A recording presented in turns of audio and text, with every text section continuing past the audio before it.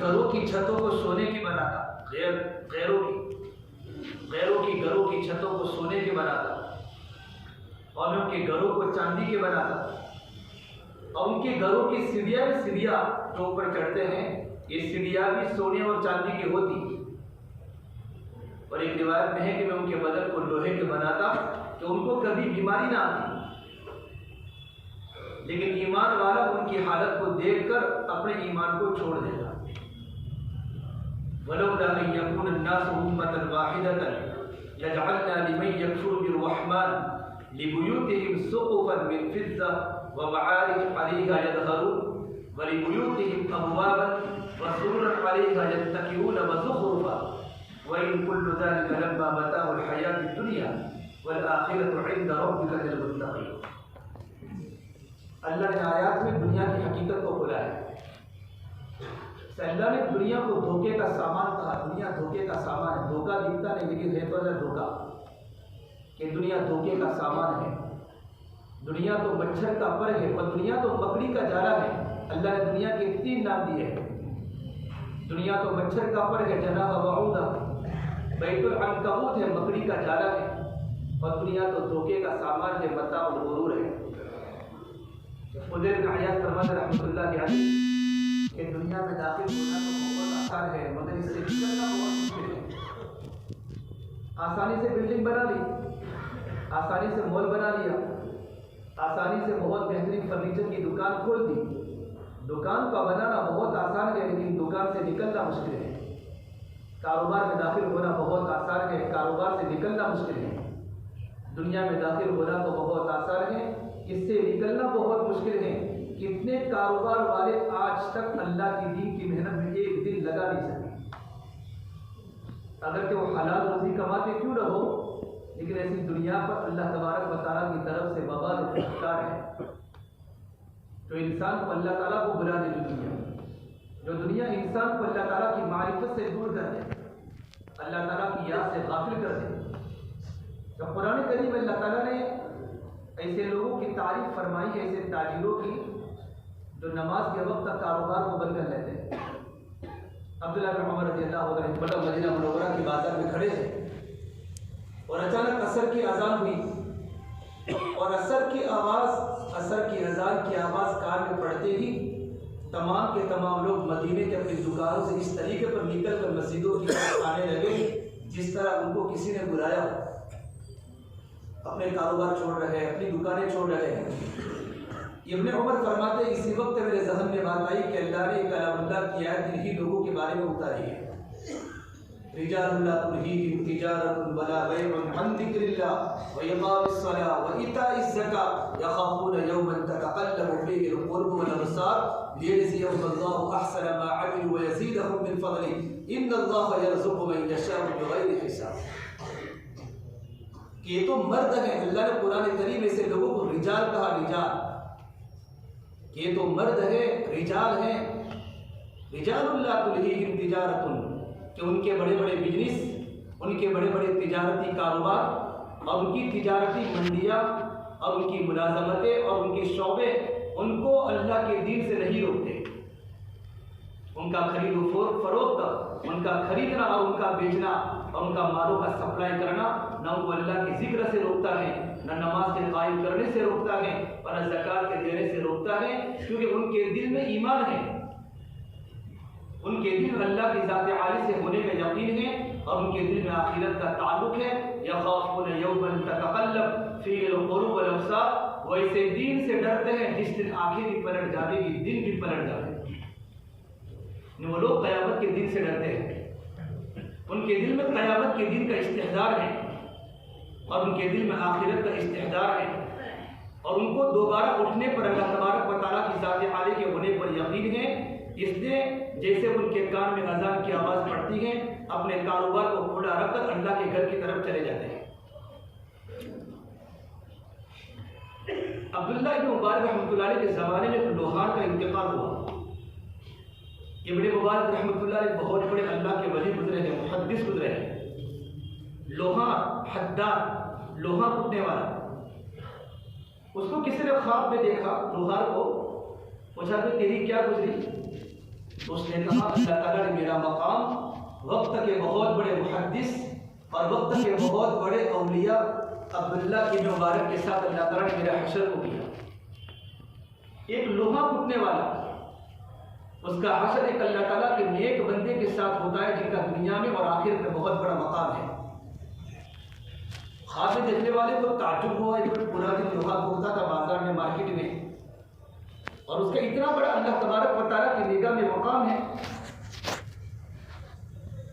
तो जाकर उसकी बीवी से पूछा कि उसका कोई अमल बताओ जिस अमल पर अल्लाह ने उसको इतना बड़ा मकाम दिया है। उसकी बीवी ने कहा बस वो तो नमाज का सिर्फ पाबंद था और तो मुझे कुछ पता नहीं, लेकिन उसकी जिंदगी में दो बातें मैंने बराबर देखी है।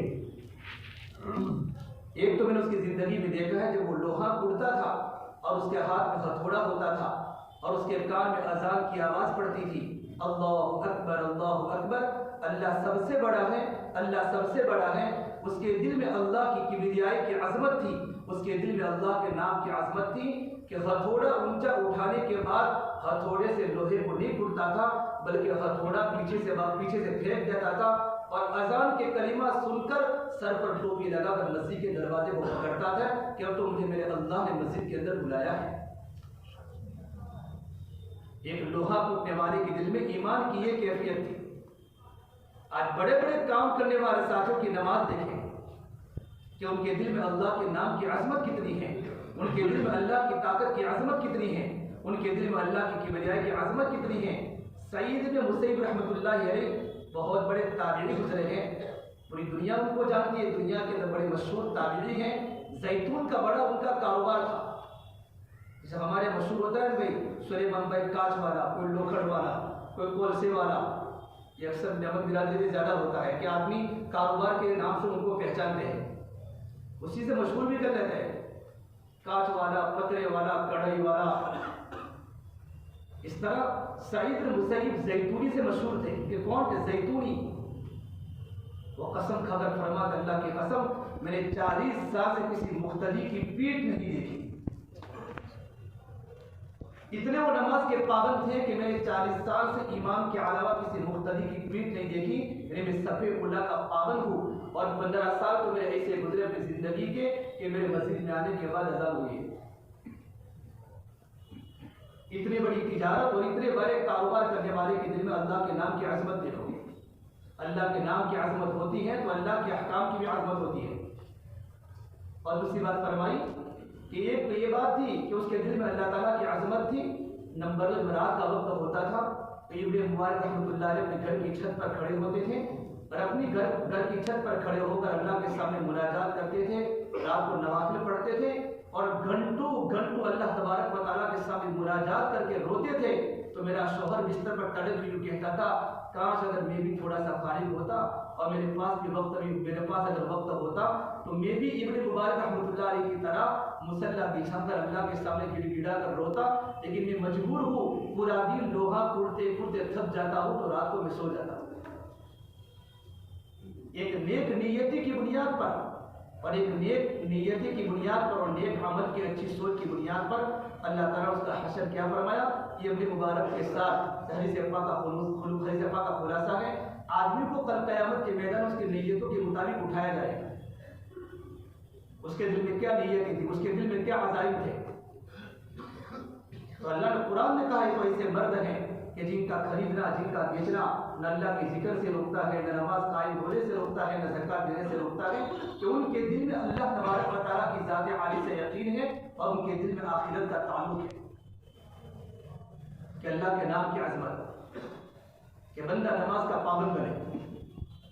सारी दुनिया में जो हालात है, ये हालात की बुनियादी वजह मैंने और आपने दिल से अल्लाह की यकीन को छोड़ा है और हमारा दिल अल्लाह की अजमतों से खाली हो चुका है, हमारा दिल अल्लाह की किबरिया से खाली हो चुका है और मेरे और आपकी खलवतें गुनाहों का शिकार हो चुकी है।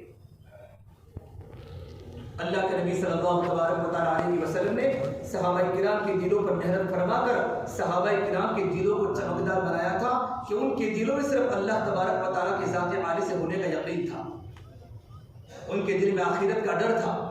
और सहाबाए किराम का मक़ूला है लैसत हिम्ममुना अद-दुनिया इन्नमा हिम्ममुना अल-आखिरा, हमारे अज़ाइम आखिरत हैं, हमारी बुनियादें आखिरत हैं, हमारी सोच आखिरत है, हमारे अज़ाइम दुनिया नहीं। सहाबा कारोबार भी करते थे और सहाबा तिजारत में भी अल्लाह को भूलते नहीं थे। अल्लाह तबारक व तआला की निगाह में तिजारत के फदाइल है, मजदूरों के फदाइल है, मजदूरी करने वाले के फदाइल। अल्लाह के नबी ग़ज़वे तबूक में जा रहे हैं। ग़ज़वे तबूक से वापसी पर आपकी मुलाकात हुई जाबिर बिन अब्दुल्लाह के साथ, तो अल्लाह के नबी के सहाबी हैं।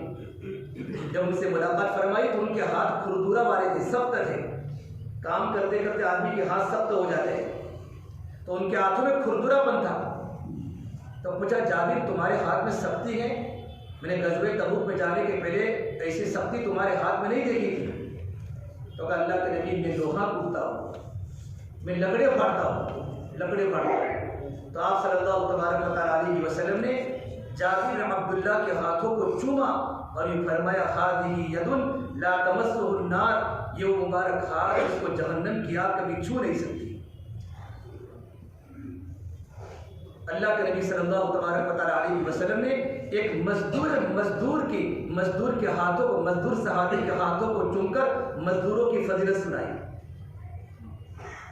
एक इंसान अपने बाल बच्चों के पेट के लिए इंसान हलाल रोजी कमाता है, थकता है, मजदूरी करता है, इसके तो फदाइल है। हदीस पाक जब रात को घर पर आता है और रात को ईशा की नमाज पढ़ के सोता है और सोते सोते करवटें बदलता है, उसके करवट के बदलने पर अल्लाह उसकी मग़फ़िरत कर देता है।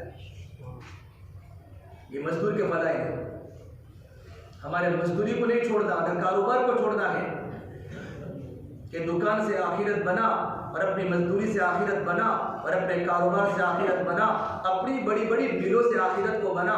ये अल्लाह ने कारून को कहा था, वब्तग़ि फ़ीमा आताकल्लाहु दारल आखिरह वला तंस नसीबक मिनद दुनिया, कि तू दुनिया में अपना हिस्सा मत भूल। तेरे बाल बच्चे भी हैं, तेरी औलाद भी हैं, उन पर भी तू खर्चा कर, लेकिन अल्लाह को मत भूल। अपनी दुनिया से अपनी आखिरत बना, अपनी तिजारत से अपनी आखिरत बना, अपने कारोबार से अपनी आखिरत बना। क्या आदमी दुनिया के जिस शौबे में है हलाल रोजी कमाता है, हलाल रोजी के जरिए आदमी अपनी आखिरत को बनावे। सहाबा किराम मालदार भी थे, सहाबा किराम गरीब भी थे, सहाबा किराम मजदूर भी थे और सहाबा किराम बड़े बड़े टॉप के ताजिर भी थे और मदीने के किसान और खेती बाड़ी करने वाले भी थे। लेकिन उन्होंने अपनी खेतियों से आखिरत बनाई और सहाबा ने तिजारत से अपनी आखिरत बनाई। तिजारत से अपनी आखिरत को बनाना। वब्तग़ि फ़ीमा आताकल्लाहु दारल आखिरह वला तंस नसीबक मिनद दुनिया। इसे अल्लाह पाक फरमाता है हदीस कुदसी में, या बनी आदम खलक़तुका लिल इबादति फला तलअब। इब्ने आदम, मैंने तुझे अल्लाह तबारक व तआला की इबादत के लिए पैदा किया है, तो दुनिया में ज़्यादा खेल कूद मत कर।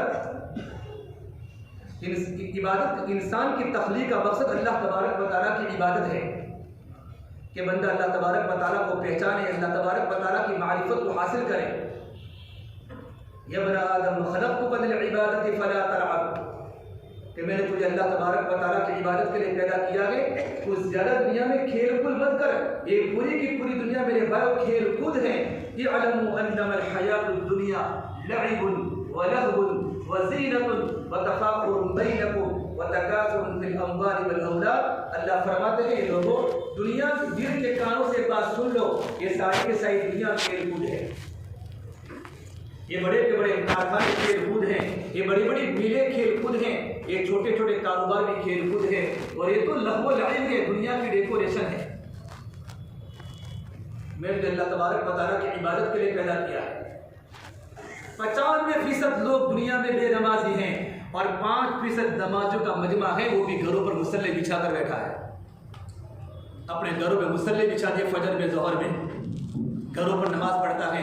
यहाँ तक कि बाद अइम्मा के नज़दीक जिस तरीके पर नमाज का पढ़ना फ़र्ज है, जिस तरीके पर जमात के साथ नमाज का पढ़ना फ़र्ज है, उनके नज़दीक तो बगैर जमात के नमाज ही नहीं होती।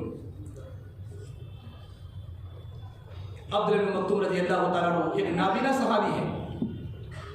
अल्लाह के नबी की खिदमत में, या रसूल अल्लाह, मैं आँखों से अंधा हूँ, लैसा ली कायद, मेरा कोई कायद नहीं है जो मुझे मस्जिद के अंदर नमाज पढ़ने में ले आवे, मेरा कोई लैसा ली कायद। और मदीना में कीड़े मकोड़े निकलते थे। आज का मदीना अलग है, उस ज़माने के मदीने में बड़े बड़े पहाड़ थे, सांप निकलते थे, बिच्छू निकलते थे, कीड़े मकोड़े निकलते थे।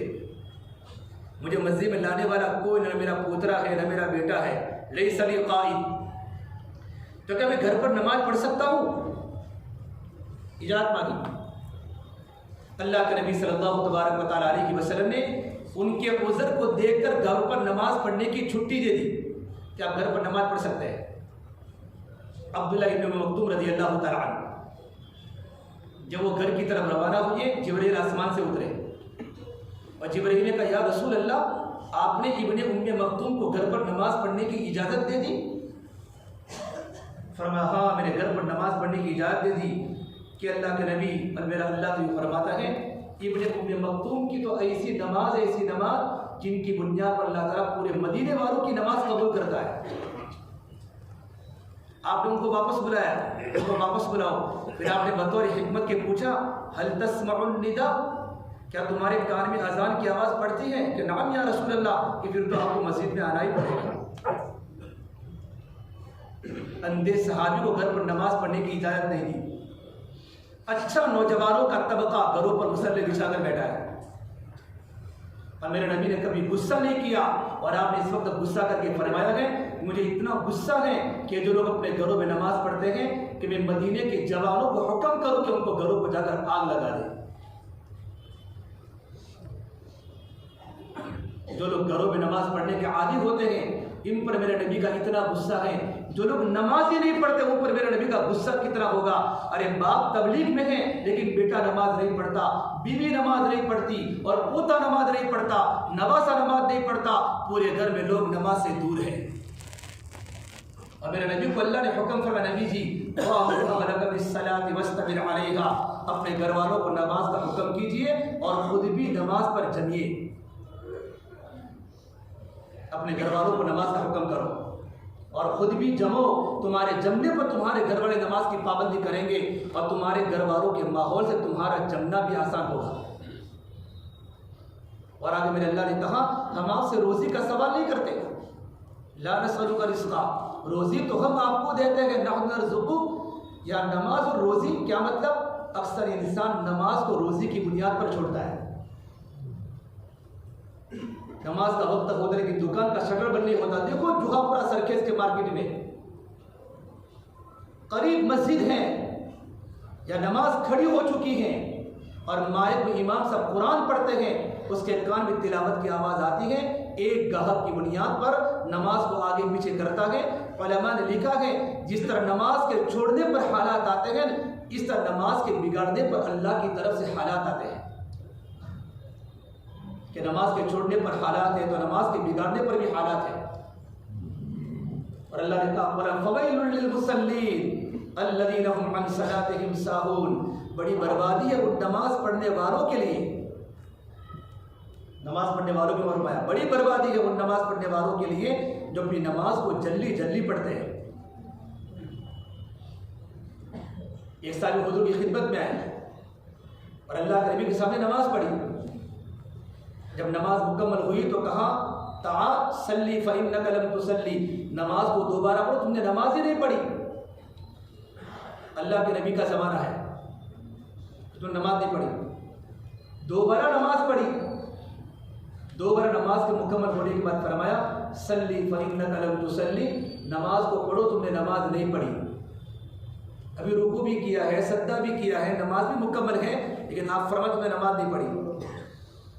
तीसरी मर्तबा भी ऐसा हुआ तो उन सहाबी ने कहा, अल्लाह कहीं मुझे उससे अच्छी तरह नमाज पढ़ते नहीं आती, आप भी नमाज सिखला दीजिए।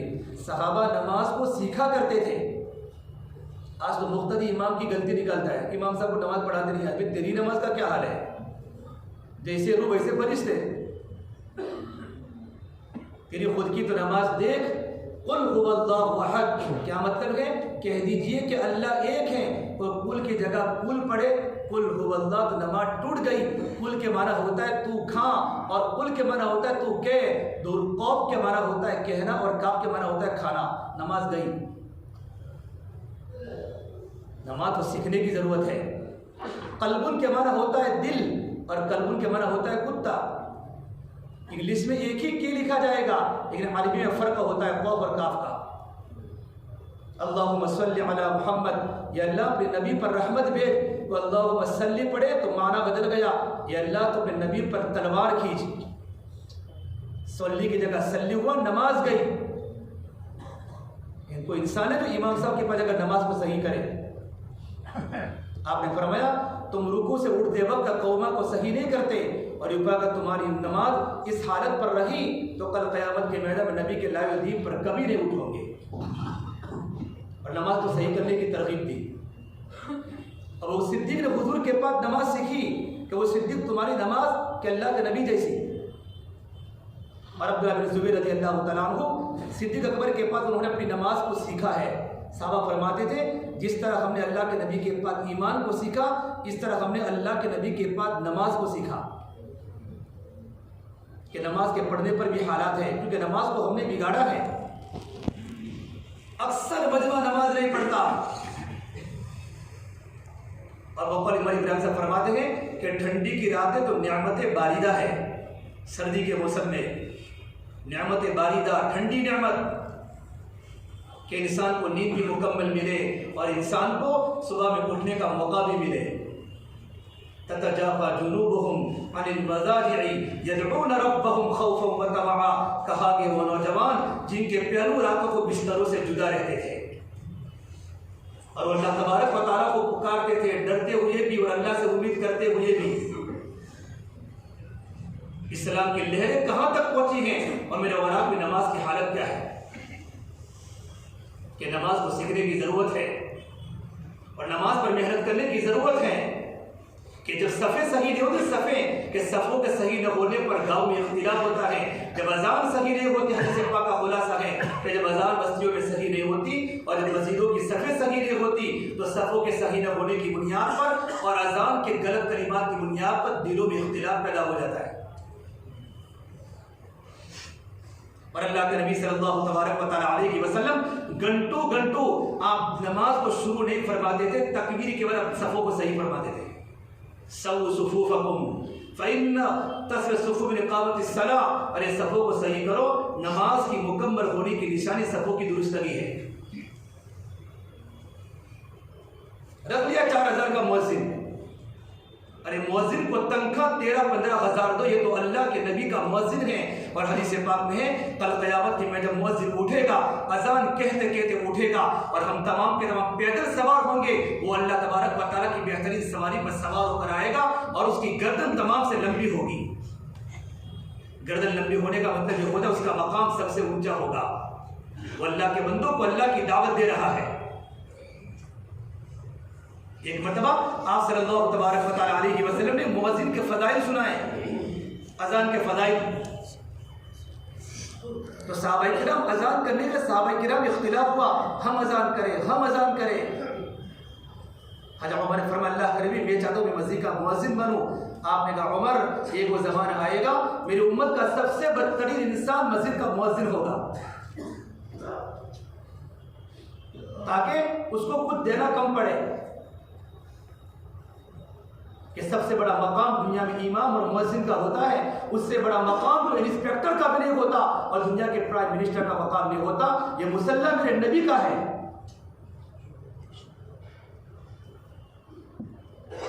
सल्लू कमा रअयतुमूनी मुसल्ली, नमाज पढ़ो जैसा कि आपने मुझे नमाज पढ़ते हुए देखा है और जिंदगी गुजारो जैसा मुझे आपने जिंदगी गुजारते हुए देखा है। और आप सल्लल्लाहु तबारक व तआला अलैहि वसल्लम मस्जिद नबवी के आप इमाम थे, ये छोटा मनसब नहीं है। फजर का बेनमाजी इमाम को धुतकारता है, आप लेट क्यों हुए थे?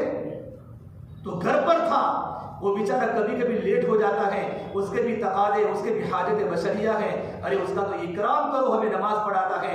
ऐसे कितने इलाके अल्लाह के रास्ते में देखे हैं उनको नमाज पढ़ने वाला एक आलिम को नहीं मिला, कोई आलिम नहीं है। एक क्यों है कि दिल में अल्लाह की अज़मत निकल चुकी है। जब दिल में अल्लाह की अज़मत निकल जाती है तो हिज़्बुल्लाह की अज़मत भी दिलों से निकल जाती है। अल्लाह के हीरों की, अल्लाह वालों की अज़मत, उलमा की अज़मत, नेक लोगों की अज़मत दिलों से निकल जाती है। ये हालात इसी के हैं। और ज़्यादा को तदबीर मत सोचो। दुनिया में हालात आने की सिर्फ दो बुनियादी वजह है। एक तो बुनियादी वजह हमने अल्लाह तबारक व तआला की नियामतों की नाशुक्री की है और अल्लाह की नियामतों गलत जगह पर इस्तेमाल किया है। मेरी आँख कहाँ देख रही है, मेरी ज़बान क्या बोल रही है, मेरे कान क्या सुन रहे हैं, मेरा पूरा बदन का वजूद अल्लाह ताला के नाफरमानी में फंस चुका है। और मुसलमान ईमान वाला, अल्लाह ने कुरान करीम में कहा है, ला तखाफू, किससे डरते हो, वला तहज़रू, किससे गम खाते हो, वअंतुमुल आलऊन, तुम ही सरबलंद रहोगे, तुम्हारी नाक ऊंची करके रखूंगा, बशर्ते कि तुम्हारा ईमान कामिल हो, इन कुंतुम मुमिनीन। वकान हक़्क़न अलैना नस्रुल मुमिनीन, हमारी जिम्मेदारी बनती ईमान वालों की मदद करना। ये तो अल्लाह ने कुरान में कहा है। अल्लाह ईमान वालों की मदद नहीं करेगा तो किसकी करेगा, क्या गैरों की करेगा? हम अल्लाह के हैं, हमने अल्लाह का कलमा पढ़ा है, अल्लाह पाक तो मेरी और आपकी मदद करेगा। लेकिन मैं और आप अल्लाह के हो जावे, भाई मेरी और आपकी मंजिल तो अल्लाह की है। हम अल्लाह के सामने गुनाहों से इस्तिग़फ़ार करें, तौबा करें और सहाबा की तारीफ पढ़ें और अपनी जिंदगी को सहाबा किराम पर लाएं। है ना, अल्लाह के नबी का मौजिज़ा एक दलील नबूवत है और मकसद दावत नबूवत है। मौजिज़ा नबूवत की दलील है, दावत नबूवत का मकसद है। और मौजिज़े की ये ताकत है कि उंगली का इशारा करते चांद के 2 टुकड़े हो जाते हैं। जब मौजिज़े की ये ताकत है तो मकसद की क्या ताकत होगी दावत की? तो नबी का मकसद नबूवत है, या अय्युहन नबिय्यु इन्ना अर्सलनाका शाहिदन व मुबश्शिरन व नज़ीरा व दाइयन इलल्लाह। नबी जी, हमने आपको भेजा है अल्लाह के बंदों को अल्लाह की तरफ जोड़ने के लिए। दावत की क्या ताकत होगी? अरे आप तो सिर्फ पैदा हुए, पैदा होते ही सारे के सारे बुत जमीन पर गिर पड़े और दुनिया के सारे बादशाह गूंगे हो गए। और नौशिरवा के महल में 14 कंगरे जमाने से, वो 14 कंगरे तड़ा के जमीन पर गिर गए और हजारों साल से आग जल रही थी। मेरे आका मक्का में पैदा हुए, वो साल अचानक आग बुझ गई और तमाम के तमाम बुत उंधे हो गए। और यमन का एक काहिन कभी बाहर नहीं निकलता था। जब मेरे नबी पैदा हुए हैं ना, तो बाहर निकल के यूँ फरमाया, आज से बुतों का ज़माना ख़त्म, आज से बुतों का ज़माना ख़त्म। आप पैदा हुए मक्का में और दुनिया में बुतों के टूटने की आवाज़ आ रही है। ये दावत की वो ताकत है जिस मेहनत को मेरे और आपने फुटबॉल की तरह धक्के मारे हैं। इज्तिमा और इतना मजमा जाकर मराकिज़ को देख कर आओ। इज्तिमा के पहले ऐसी रब्बानी लहरें चलती हैं कि मराकिज़ छोटे पड़ जाते हैं। बाजार का मजमा देखो, मस्जिदों का मजमा देखो, हमारी मस्जिद का एक साथी भी नहीं पहुंचा, हमें फिक्र नहीं होती।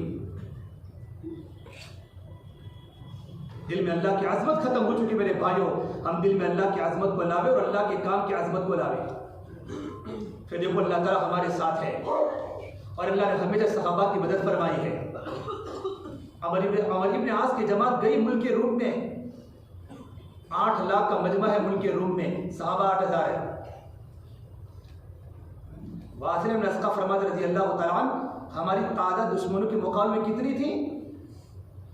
कन्नुक़्ततिल बैज़ा फ़ी जिल्दि सौरी औ अस्वद, के काले बिल में सफ़ेद नुक़्ता होता है, इतनी हमारी तादाद दुश्मनों के मुकाबले में, काले बिल में सफ़ेद नुक़्ता। और ये हमारी ज़बान पर एक जुमला था, मा कान शिआरुना इल्ला या रब्बी मुहम्मद उनसुर उम्मत मुहम्मद। हर एक की ज़बान पर था, ए रब्बी मुहम्मद, उम्मत मुहम्मद की मदद फरमा, सल्लल्लाहु अलैहि वसल्लम। हर एक की ज़बान पर था, यकीन अल्लाह की ज़ात पर बना हुआ था। अब्दुल रहमान फरमाते हैं, अचानक मेरी नजर आसमान पर पड़ी, इन फरजतुन फिस समा, आसमान फटा, खरजत मिनो खुदुर शुअबुन, और शिहाबी रंग के घोड़े जमीन पर उतरना शुरू हुए। उनके हाथों में नेज़े हैं और उनकी नेज़ों की अन्नियां चमक रही है, तलमऊ, उनकी अन्नियां चमक रही है। यक़ूदुहुम फारिस, और एक घुड़सवार कहता है, अबशिरू फ़क़द अताकुमुल्लाहु बिनस्रिही, अरे खुशखबरी हासिल कर लो, अल्लाह ताला की मदद ज़मीनों पर आ चुकी है। अल्लाह ताला की मदद लेने के लिए सिफात चाहिए, सिफात। हिरक़ल बादशाह उसने पूछा, अपने जासूसों से पूछा कि मुसलमान जहाँ भी जाते हैं ज़मीन उनके कदम चूमती है, क्या सिफात है उनकी क्या खुसूसियात है? कि सहाबाए किराम जिस मुल्क में जाते हैं वो मुल्क उनके कदम को चूमता है। तो उनके जासूस ने क्या कहा, मैंने उन्हें 3 बातें देखी। दुश्मन कह रहा है, एक तो अल्लाह ताला के अवामिर के पाबंद हैं, उनसे अल्लाह का हुक्म कभी नहीं टूटता। मेरे भाइयों, हम आप कितनी भी मेहनत जोर लगा ले, अल्लाह हमारे साथ नहीं हो सकता जब तक कि अल्लाह की मदद के सिफा जिंदगी में पैदा न कर ले, जो सहाबा की जिंदगी में थे। एक इंसान अल्लाह के हुक्म को तोड़ने वाले जमात में नहीं है। सहाबा की जमात में अल्लाह के हुक्मों के बड़े पाबंद हैं, नमाज के पाबंद हैं, कुरान की तिलावत के पाबंद हैं, उनकी आंखें पाबंद हैं, उनकी जबान पाबंद है, उनके दिल के ख्यालात पाबंद हैं। और दूसरी बात फरमाई, वो अपने आप को मनहियात से बचाते हैं, अपने आप को गुनाहों से बचाते हैं। किसी की आँख गलत नहीं देखती, किसी की जबान गलत नहीं बोलती, किसी का कान गलत नहीं सुनता, उनका पूरा का पूरा वजूद अल्लाह ताला की फरमाबरदारी में है। और तीसरी बात फरमाई कि लड़ाई के मौके पर हमारा लश्कर का हर साथी भागने की फिक्र में होता है, उनके लश्कर का हर साथी लड़ाई के मौके पर जान लगाने की फिक्र में होता है कि मैं शहीद हो जाऊँ, मैं अल्लाह के रास्ते में शहीद हो जाऊँ। जब ये बात फरमाई तो हिरकल ने रिपोर्ट दिया, अगर ये कौम इन सिफात से मुज़य्यन होगी, सिर्फ अल्लाह तबारक व तआला की रज़ा होगी, अगर उनके मुकाबले में समंदर आएगा तो समंदर उनको जगा देगा, पहाड़ आएगा, पहाड़ रेजा रेजा हो जाएगा और पूरी दुनिया पर उनकी हुकूमत कायम हो जाएगी अगर उस सिफात से मुज़य्यन होगी। तो पहाड़ों ने रास्ते दिए हैं। हज़रत उमर रज़ियल्लाहु मदीना मुनव्वरा के पहाड़ पर खड़े और पहाड़ में ज़लज़ला आया, हाथ में दुर्रा है और दुर्रे को मारकर फरमाया, तू हिलता है मैं उमर को, मैंने ज़मीन पर कभी भी इंसाफी नहीं की है, तो हिलता है, पहाड़ साकिन हो गया, ज़लज़ला ख़त्म हो गया।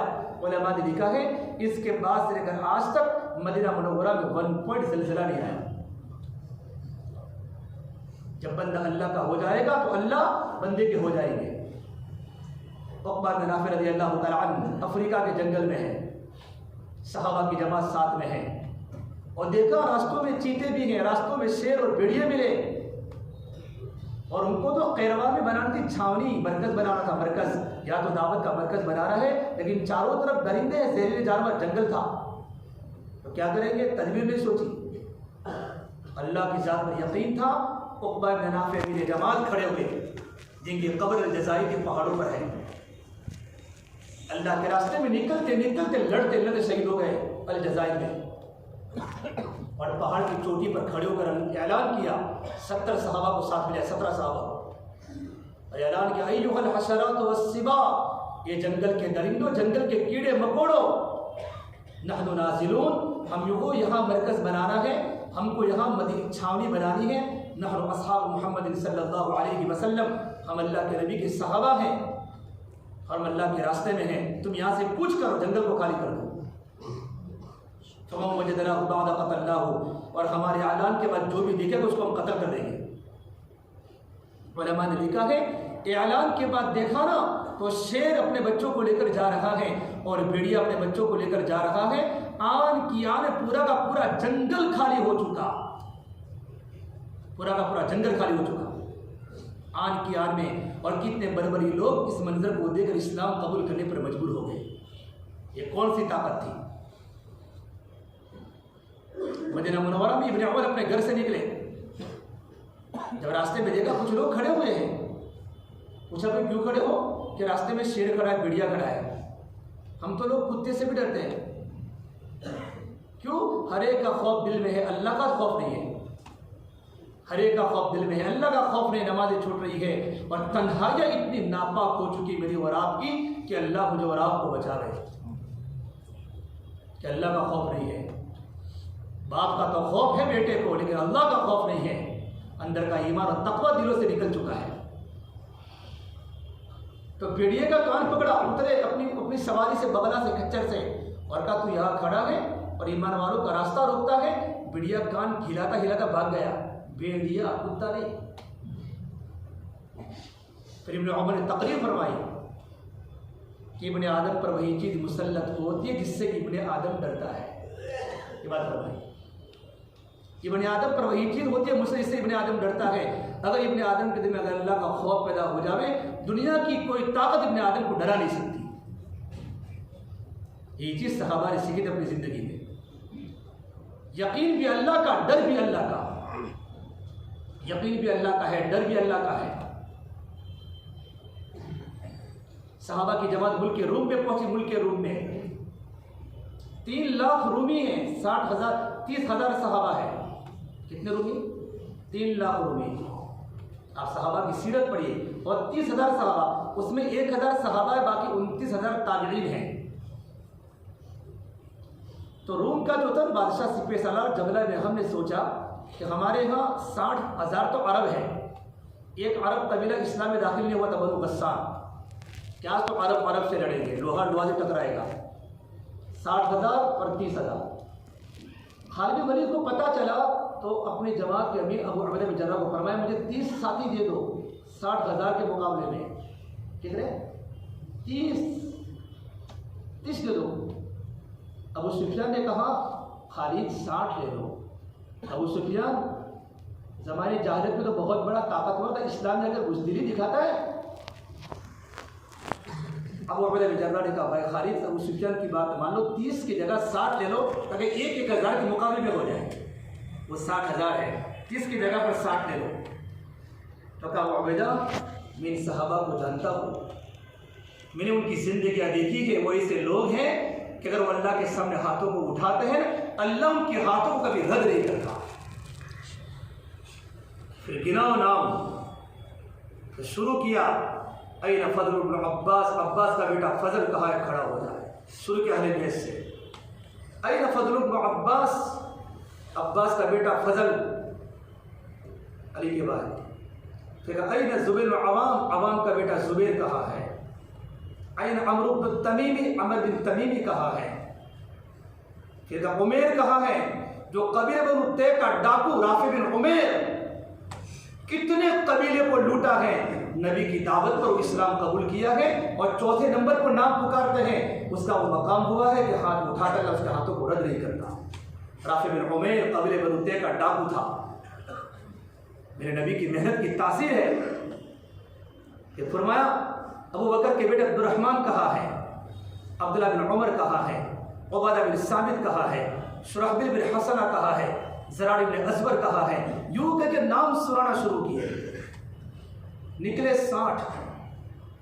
तो अरब के सरदार ने कहा देखो, मैं कह रहा था ये घबरा जाएंगे, देखो सुलह करने आ रहे हैं, समाधान कर रहे हैं।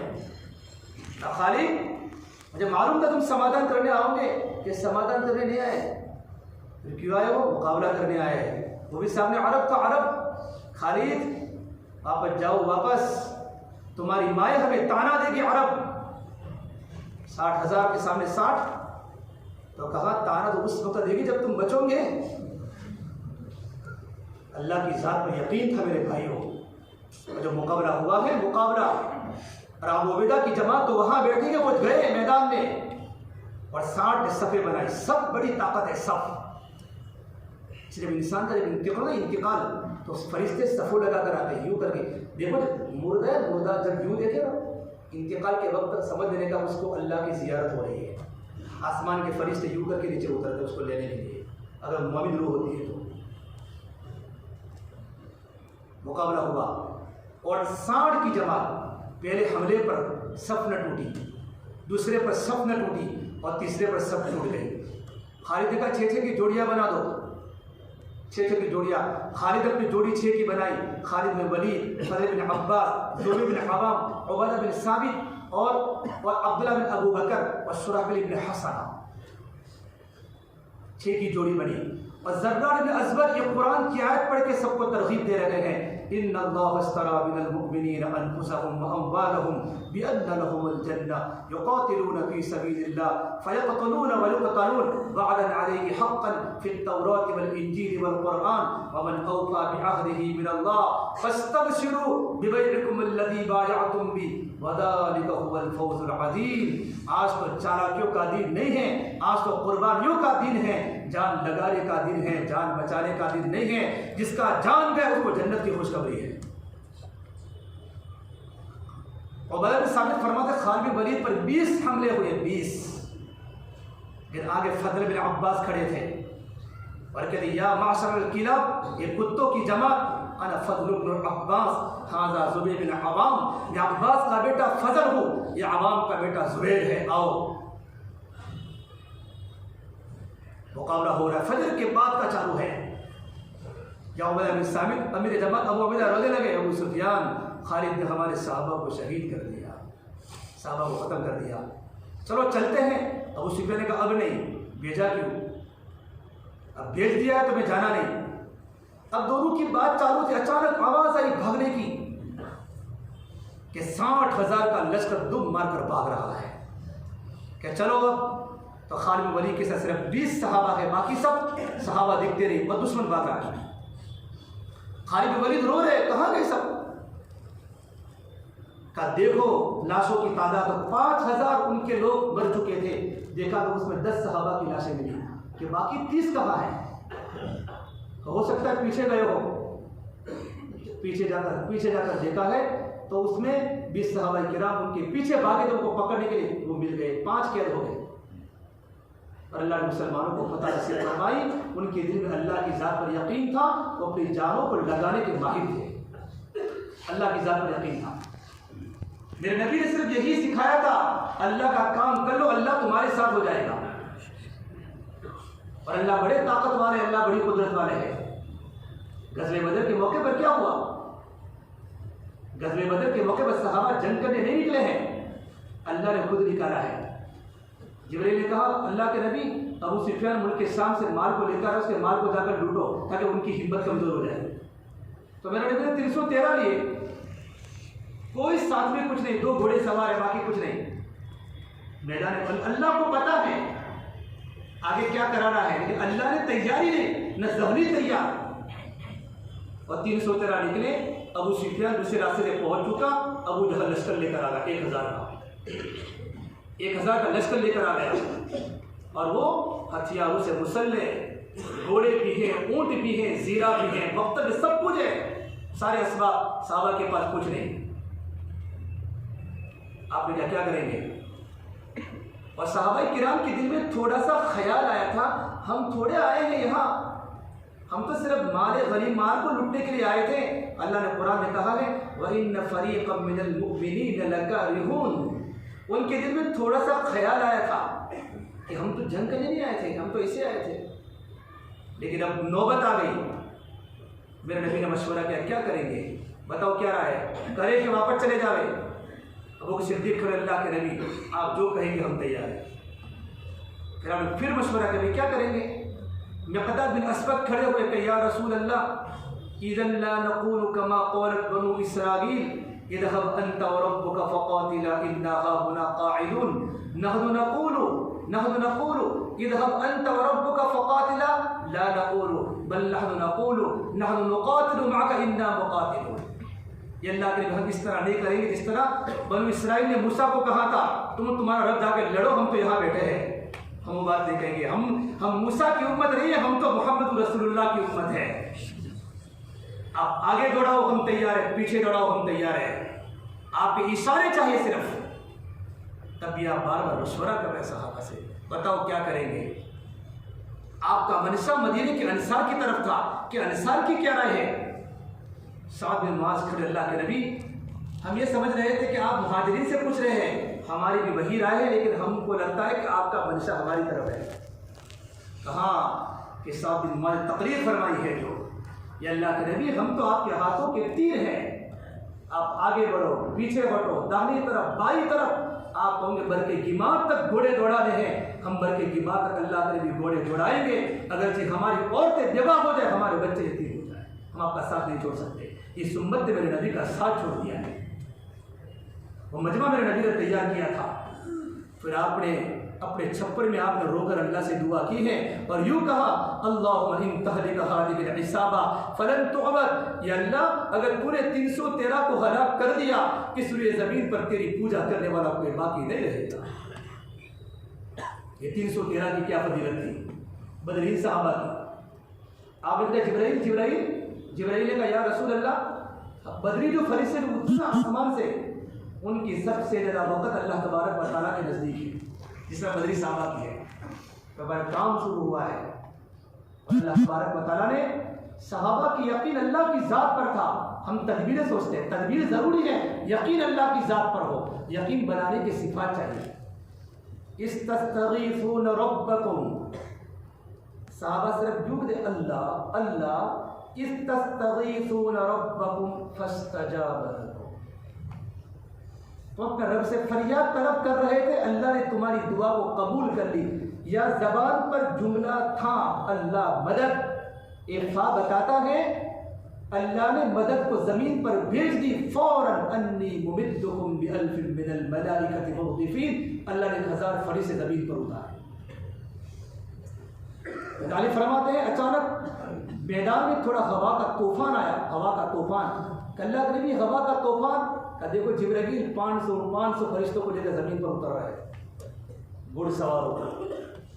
थोड़ी देर बाद फिर हवा का तूफान उठा, का मिकाइल देखो 500 घुड़सवार को लेकर जमीन पर उतर रहे हैं।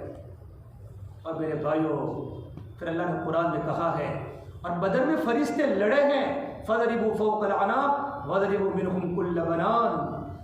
फरिश्ते कभी लड़ने नहीं आते, फरिश्ते सिर्फ ड्रॉप डालने के लिए आते हैं, लेकिन बदर में फरिश्ते लड़े हैं।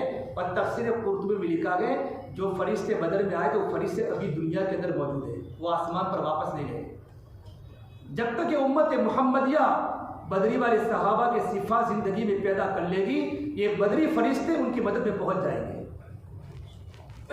रिवायतों में लिखा है।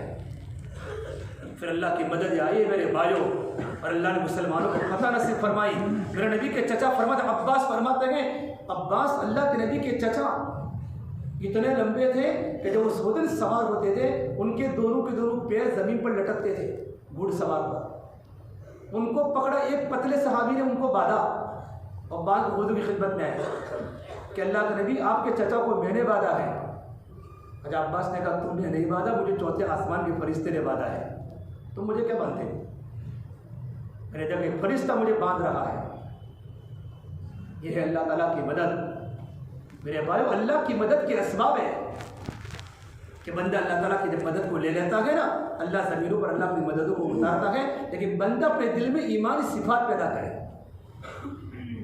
इसे अल्लाह के रास्ते में निकाला जाता है कि अल्लाह के रास्ते के निकलने के ज़माने में इंसान मेहनत करे और मेहनत करके भी तरतीब बनावे। कि अल्लाह के नबी सल्लल्लाहु तबारक व तआला अलैहि वसल्लम ने सहाबा के उम्मत में मेहनत फरमाई, सहाबा को अल्लाह के रास्ते में निकाला, और सहाबा का यकीन अल्लाह की ज़ात पर इतना हो चुका कि पूरी दुनिया सहाबा से डरती थी। और आपने खुतूत भेजे, खुतूत दावत के, बड़े बड़े बादशाहों को दावत के खुतूत भेजे, और पूरी मदीना के गरबे में दावत थी। किसरा बादशाह वक्त का बड़ा सुपर पावर ताकत, आपने दावत का खत लिखा, इस्लाम की दावत दी है किसरा को। जब एक साहबी गए किसरा के पास खत को लेकर दावत का, और खत को पढ़ा, खत में लिखा था बिन मोहम्मद रसूलुल्लाह किसरा, यह खत अल्लाह के नबी की तरफ से किसरा बादशाह के नाम पर। उसको इतना गुस्सा आया, उसने खत के टुकड़े टुकड़े कर दिए कि मेरे नाम के पहले मोहम्मद का नाम, नऊज़ बिल्लाह, गुरूर। कितने नादान है जो तरक्की पर करते हैं गुरूर, हमने चढ़ते हुए सूरज को भी ढलते देखा है। कितने बेवकूफ़ है, कुछ माल आ गया, ओहदा आ गया तो लोगों को भूल जाते हैं, जिंदगियां बदल जाती, देखना बदल जाता है, उनके बोल बदल जाते हैं। कितने नादान है जो तरक्की पर करते हैं गुरूर, हमने चढ़ते हुए सूरज को भी ढलते देखा है। ज़बानें बदल जाती है। भाइयों, अल्लाह के सामने मुझे और आपको रोने की ज़रूरत है, और छोटा बन के ज़िंदगी गुजारने की ज़रूरत है। अल्लाह सब कुछ देख रहा है। मेरे और आपकी रात की खलबतें अल्लाह के सामने हैं, मेरे और आपकी जलवतें भी अल्लाह तबारक व तआला के सामने हैं। अल्लाह हमें बराबर देख रहा है। उसने खत को फाड़ दिया, गुस्सा आया था। वो साहबी फटे हुए खत को लेकर बुजुर्ग के पास पहुंचे कि अल्लाह करीब, उसने तो मेरे खत को फाड़ दिया। आपने फरमाया उसने खत को नहीं फाड़ा, उसने अपने मुल्क को फाड़ा है। क्या कहा? उसने अपने खत, दावत की ताकत देखो, उसने अपने खत को नहीं फाड़ा, उसने अपने मुल्क को फाड़ा है। अब उसका मुल्क टूटेगा, उसकी हुकूमत टूटेगी। और उसको गुस्सा आया, और उसने यमन के बादशाह बाज़ान को कहा जल्दी 2 आदमी को भेजो और मोहम्मद को पकड़ के मेरे सामने हाजिर करें। नऊज़ बिल्लाह, इतनी ताकत, उनको पकड़ो, पकड़ा पकड़ी कि मोहम्मद को पकड़ के मेरे सामने हाजिर करें। यमन का बाज़ान बादशाह ने 2 इंसान मजबूत तय किए कि जाओ मदीना और मोहम्मद को पकड़ के जिंदा हमारे पास लाओ। नाऊज़ बिल्लाह। इतनी हिम्मत, इतनी बातिल की ताकत थी। और कुरान तो यूँ कहता है जब हक की मेहनत, जब गालिब आती है हक की मेहनत, अल्लाह बातिल को तोड़ता है। बल नग़दिबु बिल-हक़्क़ि अलल बातिल, हम हक को बातिल पर मारते हैं जो बातिल के भेजे को निकाल देता है। यहाँ तक के बातिल का नाम दुनिया से मिट जाता है जब कलमे वाले कलमे की हकीकत पर आ जाते हैं। कलमे वाले कलमे की हकीकत जिंदगी में लाते हैं। एक वक्त था जब मुसलमान की जिंदगी में कलमे की ताकत थी, वो लोग अपने ईमानों में थर थर कांपते थे,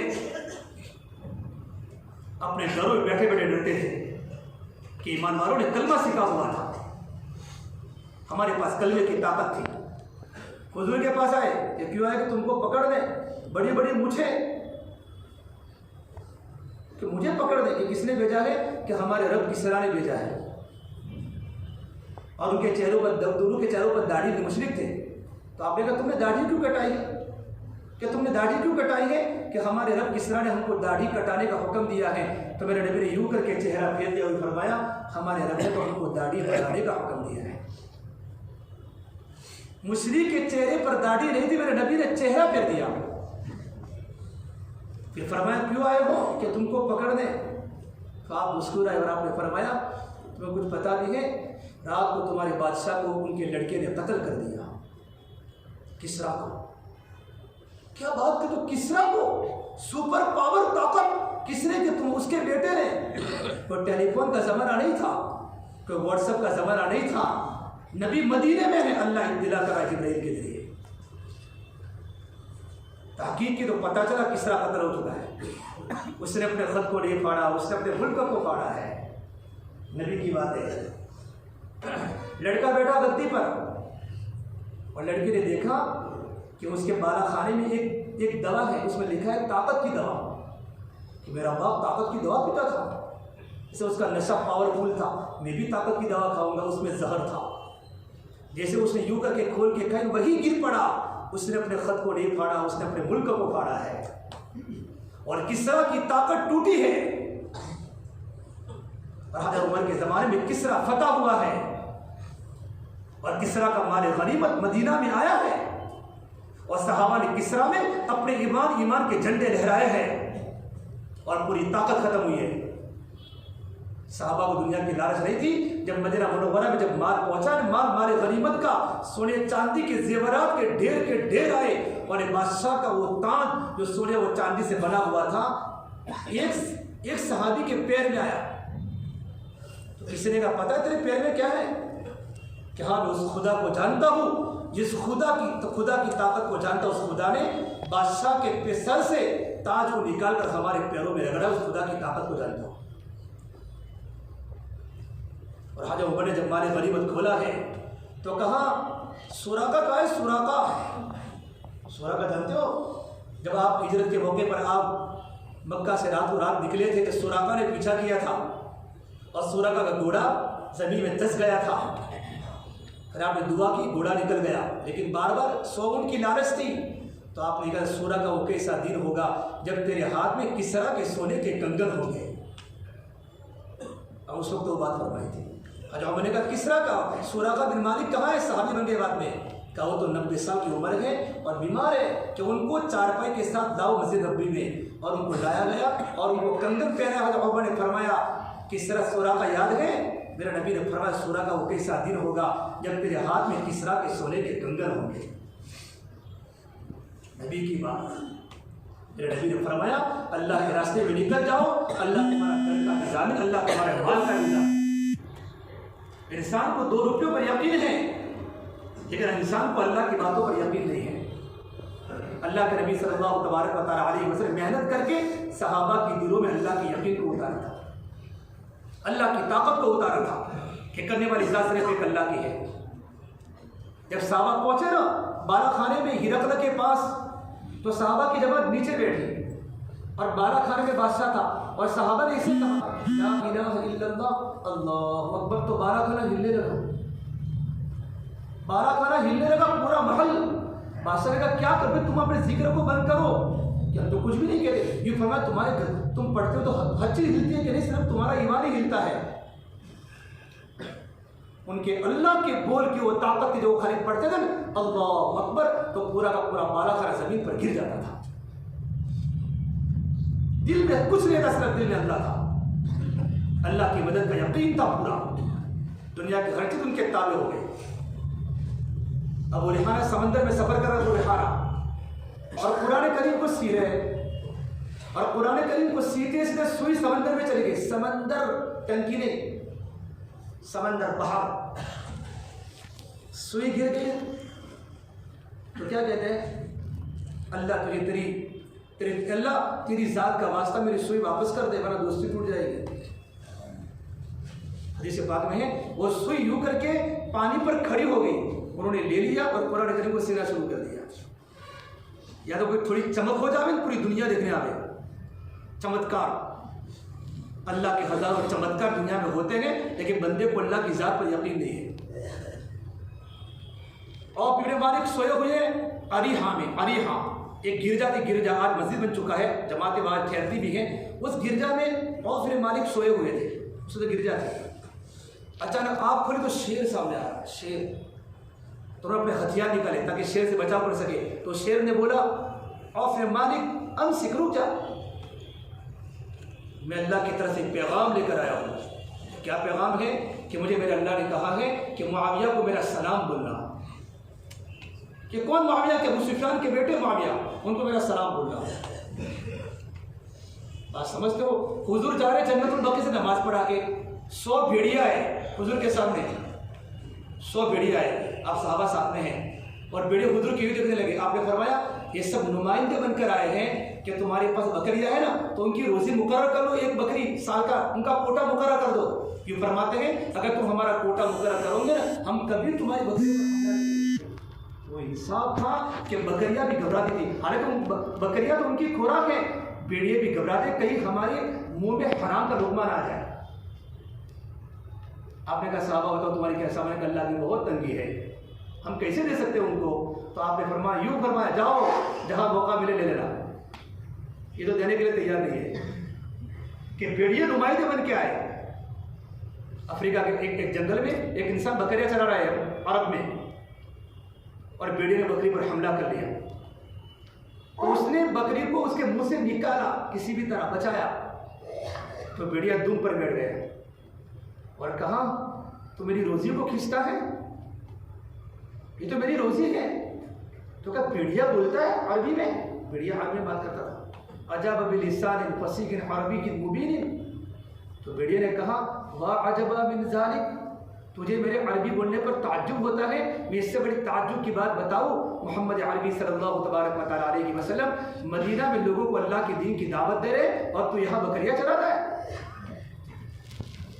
भेड़िया दावत दे रहा है। अल्लाह का बड़ा करम मानो कि अल्लाह ने हम जैसे गुनहगारों को हमारी दावत के लिए कबूल किया है, और हमें कोई जरूरत नहीं अल्लाह ताला को। अल्लाह अपना दावत का काम वीडियो से ले सकता है। तो अपनी बकरियों को हाँकता हाँकता मदीने चला।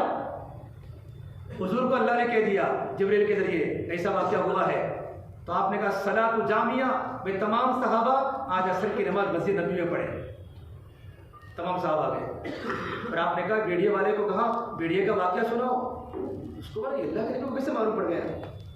उसने पूरा वाक़या बताया। आपने फरमाया बिल्कुल सच तुमने कहा।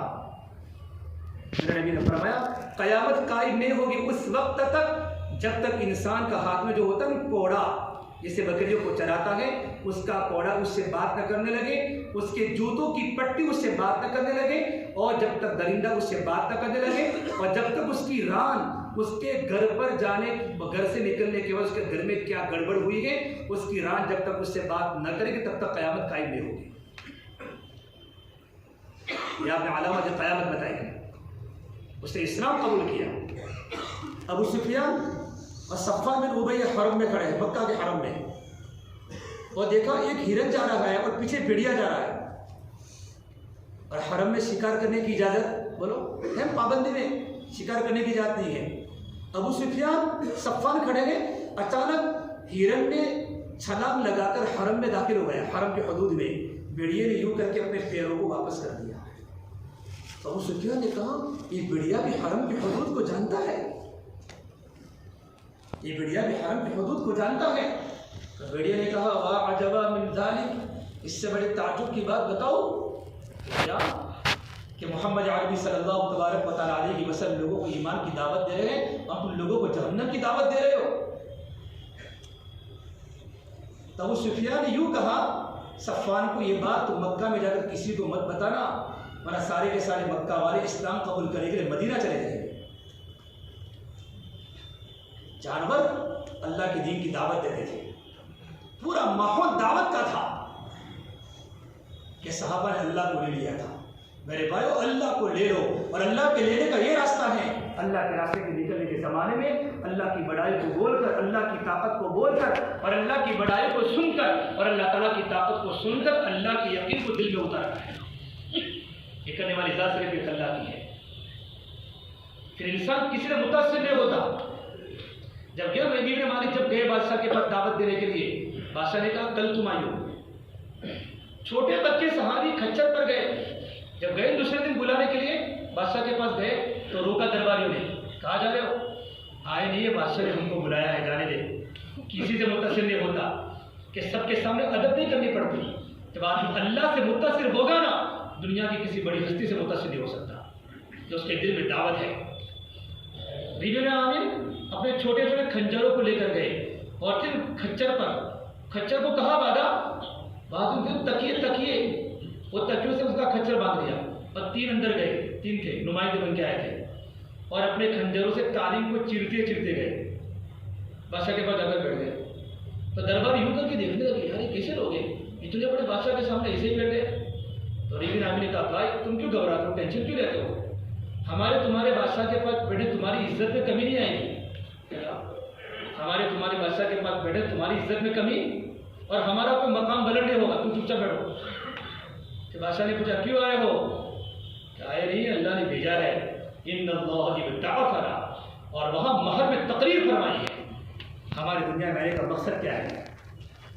ताकि हम लोगों को बंदों की इबादत से निकाल कर अल्लाह की इबादत की तरफ ले जावे और दुनिया की तंगी से निकाल कर इस्लाम की वसअत की तरफ ले जावे। हम इसलिए आए, तुम्हारे यहाँ तंगियाँ हैं और शिरक के माहौल से निकाल कर ईमान की तरफ ले जावे। बादशाह ने कहा अगर हम न माने तो जहाँ बैठे वो ज़मीन हमारी होगी। क्या कहा? रिबिन आमिर कहते हैं जहाँ तू बैठा है वो ज़मीन हमारी होगी और तुझे अगर रहना है तो तुझे जिज़िया देना पड़ेगा हमको। ये सारी बातें हयातुस सहाबा में है, तुझे हमको टैक्स देना पड़ेगा। बादशाह ने कहा अगर ये भी न माने तो गदन सनफअल, फिर तो कल देखा जाएगा। क्या कहा? फिर तो कल देखा जाएगा। बादशाह उसे क्या कह रहा है? ये 3 पूरा लश्कर कल देखा जाएगा, क्या चलता है? फिर कहा इन्हीं तो तुम्हारे छोटे छोटे नेज़ों से क्या तुम हमारे मुल्क को पता करोगे?